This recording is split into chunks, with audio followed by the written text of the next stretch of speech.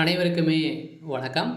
இந்த வீடியோவில் நம்ம எதை பற்றி பார்க்க போகிறோம் அப்படின்னு பார்த்தீங்கன்னா, இந்த மைத்ரி ஆட்ஸ் என்ற நிறுவனத்தை பற்றி தான் ஒரு அப்டேட்டை பற்றி தான் இந்த வீடியோவில் பார்க்க போகிறோம். வருகின்ற 1/6/2025 முதல்ல பார்த்தீங்கன்னா நடக்க போகும் சில மாற்றங்கள்லாம் பார்த்தீங்கன்னா இந்த நிறுவனத்தில் மாறப்போகுது. பார்த்தீங்கன்னா அனைவருக்குமே இந்த நிறுவனத்தில் உறுப்பினர்களாக இருந்தவர்களுக்கும் அதே மாதிரி இந்த நிறுவனத்தில் பணத்தை இழந்து தவிர்த்துட்டு இருக்கும் அவர்களுக்கும் அதுனா இந்த நிறுவனம் ஒரு மகிழ்ச்சிகரமான ஒரு சுட சுட அப்டேட்டை தான் பார்த்தீங்கன்னா அனைவருக்குமே வழங்கியிருக்காங்க. 1/6/2025 முதல்ல பார்த்தீங்கன்னா ஒரு மிகப்பெரிய சம்பவம் நடக்க போகுது.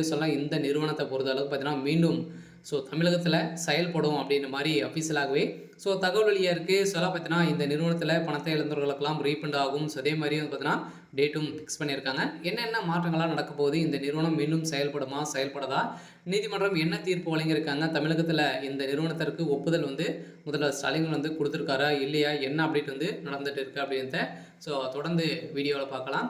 அதுக்கு முன்னாடி நம்ம சேனலுக்கு இப்போ தான் நீங்கள் முதல் முறையாக வந்திருக்கீங்க அப்படின்னா மறக்காமல் நம்மளுடைய சேனலை சப்ஸ்கிரைப் பண்ணி சப்போர்ட் பண்ணுங்கள். வாங்க வீடியோக்குள்ளே போகலாம். பார்த்தீங்கன்னா அனைவருமே எதிர்பார்த்துட்டு இருக்க ஒரு அப்டேட்னு பார்த்தீங்கன்னா இந்த மைத்ரி ஆட்ஸ் என்ற நிறுவனத்துடைய அப்டேட் தான்.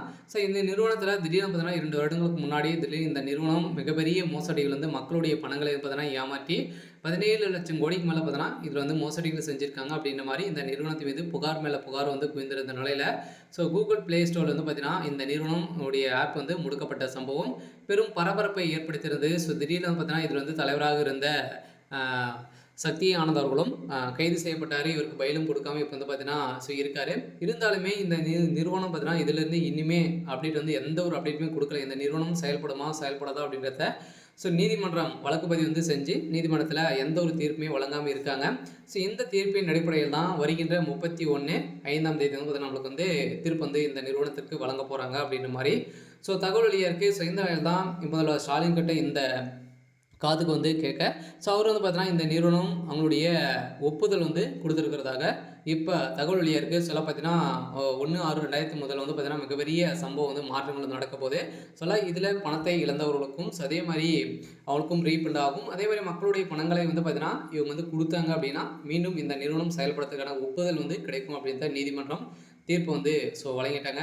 அதே மாதிரி மீது இருக்கக்கூடிய மாற்றங்கள் உறுப்பினர்களாக இருந்தாங்க இல்லையா இந்த நிறுவனத்தில் அவங்களுக்கும் பார்த்தோன்னா பணத்தை இழந்துறாங்க தகுந்த ஆதாரத்தோடு இருந்தாங்க அப்படின்னா அவங்களுக்கும் ரீஃபண்ட் ஆகும் அப்படின்ற ஒரு மிகப்பெரிய மாற்றங்கள் கொண்டு வர போகிறாங்க. அதே மாதிரி இந்த மாற்றத்தை பொறுத்தளவுக்கு இதுக்கு மேலே பார்த்தீங்கன்னா அவங்களுடைய பணத்துக்கு பொறுப்பு கிடையாது. பார்த்தீங்கன்னா நீங்கள் விருப்பப்பட்டு விளையாடுறீங்க, இதில் பணத்தை நீங்கள் இழந்துட்டீங்க அப்படின்னா இவங்க நிறுவனம் பொறுப்பாகாது அப்படின்றத ஒரு மிகப்பெரிய ஒரு மாற்றங்களை கொண்டு வர போகிறாங்க. இருந்தாலுமே இந்த நிறுவனத்தை பொறுத்தளவுக்கு ஜூன் 1ஆம் தேதியிலேருந்து செயல்படலாம் அப்படின்ற மாதிரி அஃபீஷியலாகவே தகவல் வழியாக இருக்குது. சரி, ஓகே. இன்னைக்கான அப்டேட் பார்த்தீங்கன்னா இதுதான். மறக்காமல் நம்மளுடைய சேனலை சப்ஸ்கிரைப் பண்ணி சப்போர்ட் பண்ணுங்கள். தேங்க்யூ.